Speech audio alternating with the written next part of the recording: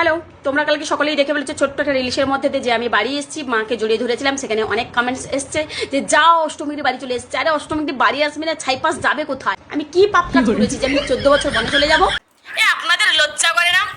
যেই রাজ্যে থাকছেন, যেই রাজ্যে খাচ্ছেন, যেই রাজ্যে পড়ছেন, যেই শাসক সরকারের মোদির কাছ থেকে টাকা নিয়ে সেই শাসক সরকার বিরোধিতা করছেন।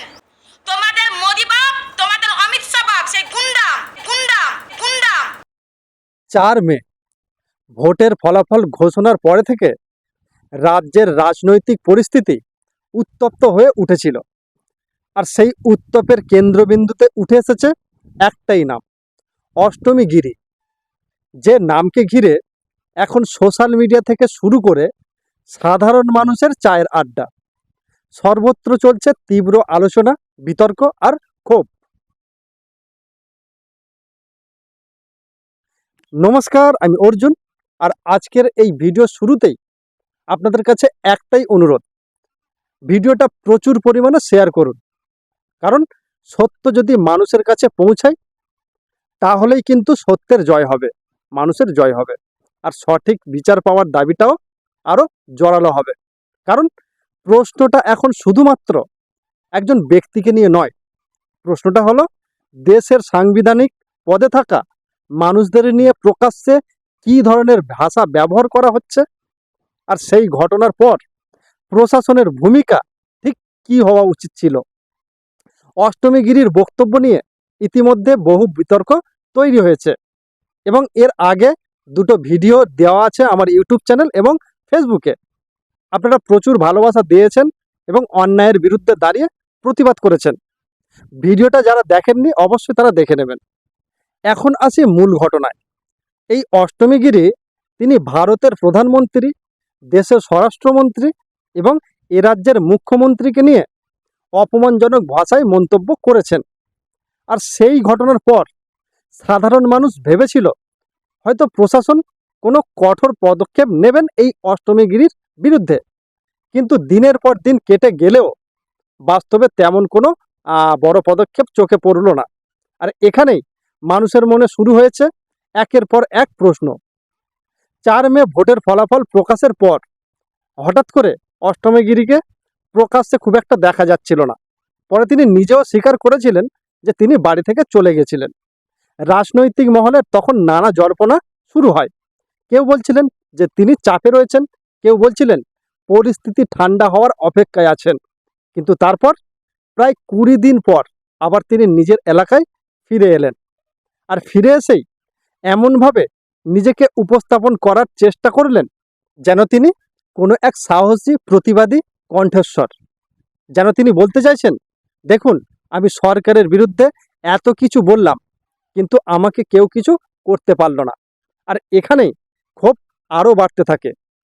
কারণ দেশের সাধারণ মানুষ, বিশেষ করে বিজেপির বহু কর্মী সমর্থকের মনে তখন একটাই প্রশ্ন ঘুরপাক খেতে শুরু করে, তাহলে কি অষ্টমীগিরির বিরুদ্ধে সত্যি কোনো ব্যবস্থা নেওয়া যাবে না? তিনি কি নন্দীগ্রামের মানুষ বলেই প্রশাসন নীরব, নাকি রাজনৈতিক কারণে সব কিছু এড়িয়ে যাওয়া হচ্ছে? এখন সাধারণ মানুষের মধ্যে আরও একটা বড় প্রশ্ন উঠতে শুরু করেছে। মানুষ বলছে এত বড় বড় মন্তব্য করার পরও তিনি দিব্যি খোলামেলা ঘুরে বেড়াচ্ছেন, মানুষের সামনে আসছেন। তাহলে কি ওপর মহলে কোনো সেটিং হয়ে গেছে?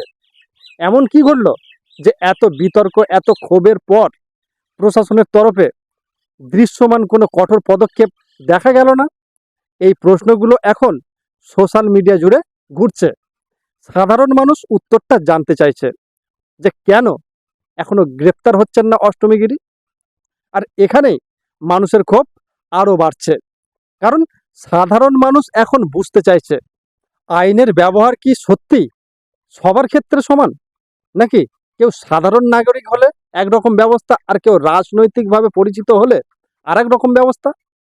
কারণ একটা বিষয় সবাই পরিষ্কারভাবে বুঝতে চাইছে, যদি একজন সাধারণ পুরুষ মানুষ প্রকাশ্যে দেশের প্রধানমন্ত্রী বা স্বরাষ্ট্রমন্ত্রীকে নিয়ে একই ধরনের ভাষা ব্যবহার করতেন, তাহলে কি পুলিশ প্রশাসন এতটা নীরব থাকতো?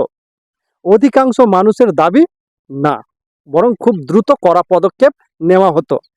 তাহলে এখন প্রশ্ন উঠছে, একজন মহিলা হওয়ার কারণে কি প্রশাসন অতিরিক্ত নরম অবস্থান নিচ্ছেন?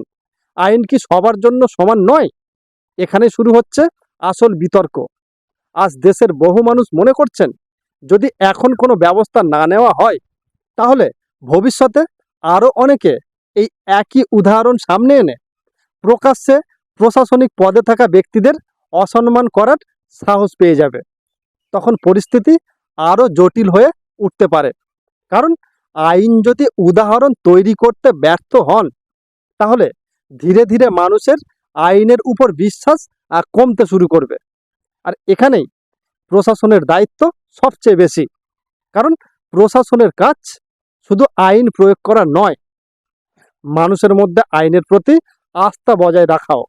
যদিও সাধারণ মানুষের মনে এই ধারণা জন্মায় যে কিছু মানুষ বিশেষ সুবিধা পাচ্ছে, তাহলে সেটাই ভবিষ্যতে আইন শৃঙ্খলার জন্য সবচেয়ে বড় বিপদ হয়ে দাঁড়াতে পারে। এখন সোশ্যাল মিডিয়ায় একটাই কথা বারবার ঘুরছে, এত কিছু বলার পরও যদি কোনো ব্যবস্থা না হয়, তাহলে সাধারণ মানুষ ভবিষ্যতে আইনের উপরে কিভাবে ভরসা রাখবে? এই প্রশ্নটা কিন্তু হালকা নয়। কারণ আইন নিয়ে মানুষের বিশ্বাস একবার নষ্ট হয়ে গেলে সেটা ফিরিয়ে আনা খুবই কঠিন। অনেকেই এখন বলছেন, প্রশাসনের উচিত অবিলম্বে পুরো বিষয়টি নিরপেক্ষভাবে তদন্ত করা। যদি অভিযোগ সত্য হয়, তাহলে আইন অনুযায়ী কঠোর ব্যবস্থা নেওয়া হোক। আর যদি না হয়, তাহলে সেটাও পরিষ্কারভাবে মানুষের সামনে তুলে ধরা হোক। কিন্তু এই নীরবতা, এই ধোঁয়াশা, সেটাই মানুষের সন্দেহ আরও বাড়িয়ে তুলছে। কারণ আজ মানুষ একটা বিষয় খুব গভীরভাবে লক্ষ্য করছেন, যারা সাধারণ পরিবার থেকে উঠে আসে, যাদের রাজনৈতিক প্রভাব নেই, তারা সামান্য কিছু বললেও অনেক সময় দ্রুত আইনি চাপে পড়ে যায়। অথচ এখানে এত বড় বিতর্কের পরও যদি দৃশ্যমান কোনো ব্যবস্থা না দেখা যায়, তাহলে তো প্রশ্ন উঠবেই।